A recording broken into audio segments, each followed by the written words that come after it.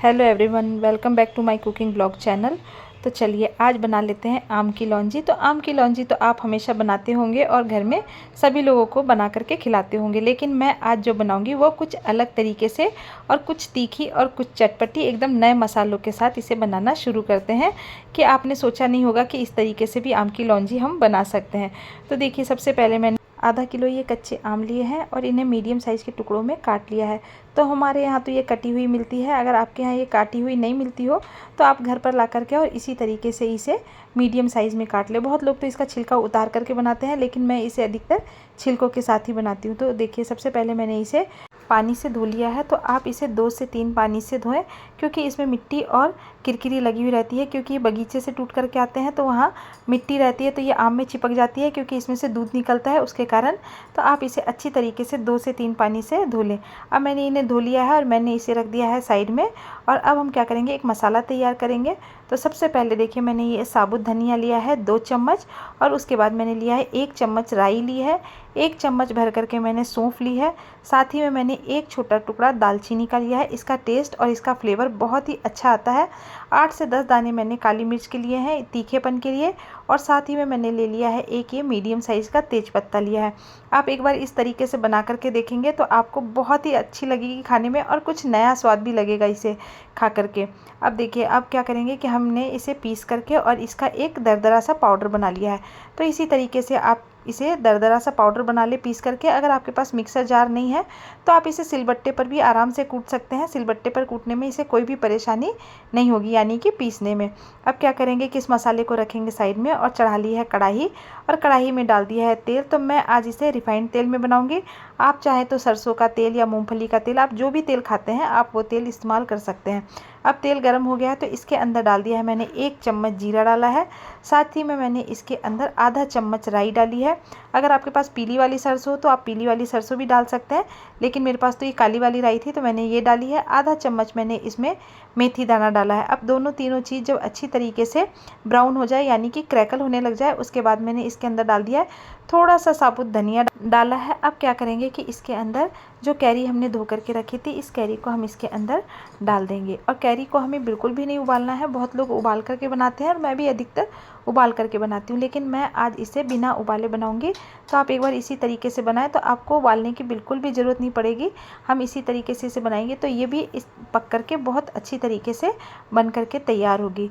तो देखिए, अब कैरी को मैंने डाल दिया है, और कैरी को हमें कम से कम 2 से 3 मिनट तक भून लेना है। और इसके बाद हम इसके अंदर ऐड करेंगे थोड़े से मसाले।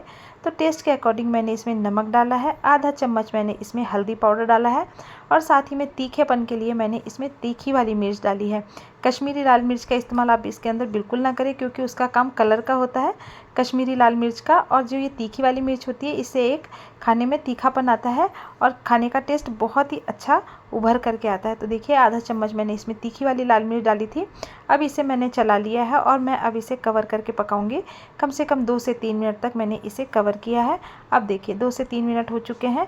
अब हम इसे फिर से एक बार चलाएंगे। तो आप इसी तरीके से इसे बीच बीच में चलाते रहें। तो बीच बीच में चलाते रहने से क्या होगा कि मसाला चिपकता भी नहीं है, और आप इसी तरीके से इसे चलाते रहें। अब जब मसाला 2 से 3 मिनट तक पक चुका है तो मैंने इसके बाद डाल दिया इसमें बिल्कुल थोड़ा सा पानी डाला है, और थोड़ा सा पानी डाल करके अब जो मसाला हमने कूट करके रखा था, यानी सौंफ, दालचीनी, साबुत धनिया, राई, ये वाले मसाले को हम इसके अंदर डालेंगे। 2 चम्मच मैंने इसके अंदर इस मसाले को भर करके डाल दिया है। तो इससे इसका टेस्ट बहुत ही अच्छा आएगा और एक तीखापन आएगा इस मसाले के अंदर, और इससे कैरी का स्वाद बहुत ही अच्छा होगा, यानी कि आम की लौंजी का स्वाद बहुत ही यूनिक होएगा। क्योंकि आपने बहुत बार खाया होगा, लेकिन इस तरीके से मसाले तैयार करके इसके अंदर बिल्कुल नहीं डाले होंगे। तो मैंने आज इस मसाले के साथ इसको बनाया है। तो देखिए, आप भी इसी तरीके से इसके अंदर मसाले डालें। तो मैंने 2 चम्मच इसमें भर के मसाला डाल दिया है, और अब मैं इसे कर दूंगी कवर। और देखिए, 2 से 4 मिनट बाद अब हम इसे फिर से ओपन करेंगे और इसे देखेंगे कि ये हमारी कैरी लगभग कितनी पक चुकी है। तो देखिए, ये करीबन 50 से 60% तक पक चुकी है। तो आप इस बात की बिल्कुल भी चिंता नहीं करें कि हमने इसे उबाला नहीं था तो ये तीखीपन, मतलब जो इसका छिलका है वो ज़्यादा हार्ड तो नहीं लग रहेगा, या हमारे खाने में ये तीखापन तो नहीं लगेगा। क्योंकि बहुत लोगों को डाउट होता है कि छिलका नहीं उतरा हुआ है या आपने इसे उबाला नहीं है, तो हो सकता है कि ये छिलके के कारण तीखी लगे। तो ऐसा बिल्कुल भी नहीं है। आप इसी तरीके से बनाएं और सभी लोगों को खिलाएं बना करके, सबको बहुत पसंद आएगी। अब क्या करेंगे कि इसके अंदर मैंने 2 चम्मच भर करके, मतलब मतलब बड़ी चम्मच से भर करके मैंने इसके अंदर चीनी डाली है। आज मैं इसे बिना गुड़ के बनाऊंगी। बहुत लोग गुड़ डाल करके बनाते हैं और मैं भी अधिकतर चीनी और गुड़ दोनों का इस्तेमाल करती हूँ, लेकिन आज मैं इसे गुड़ के साथ नहीं, मैं आज इसे सिर्फ चीनी के साथ बनाऊंगी। चीनी के साथ बनाने में भी ये बहुत ही टेस्टी लगती है। तो देखिए चीनी डाल करके और आप अब इसे अच्छी तरीके से चला लें और अब हम इसे चेक करेंगे। तो देखिए ये अब पकने लग गई है। तो इसी तरीके से आप इसे धीरे धीरे करके, और इसे हमें तब तक पकाना है जब तक कि चीनी अच्छी तरीके से मेल्ट नहीं हो जाए। तो चीनी मेल्ट होने में भी 2 से 3 मिनट तक का टाइम लगता है, मतलब टोटल इसको बनाने में 10 से 15 मिनट टाइम लगेगा और ये बन करके तैयार हो जाएगी। तो देखिए इस तरीके से अब जब चीनी अच्छी तरीके से गाढ़ी होने लग जाए तो समझिए ये बन करके तैयार हो गई है। और आप इसे चावल से, रोटी से, पूरी से, पराठे से, आप इसे किसी चीज़ से भी खा सकते हैं। मुझे तो ये बहुत ज़्यादा पसंद आती है और मैं तो लगभग जब तक कच्ची कैरी मार्केट में मिलती रहती है तब तक मैं इसे हमेशा बनाती रहती हूँ। और ये बच्चों को भी बहुत ज़्यादा पसंद होती है क्योंकि ये खट्टी मीठी होती है। तो इसी तरीके से हमारी कैरी की लौंजी बन करके तैयार हो गई है और आप एक बार इसे ज़रूर से बनाएं। तो मिलते हैं नई रेसिपी में, नए वीडियो के साथ। Take care, bye bye.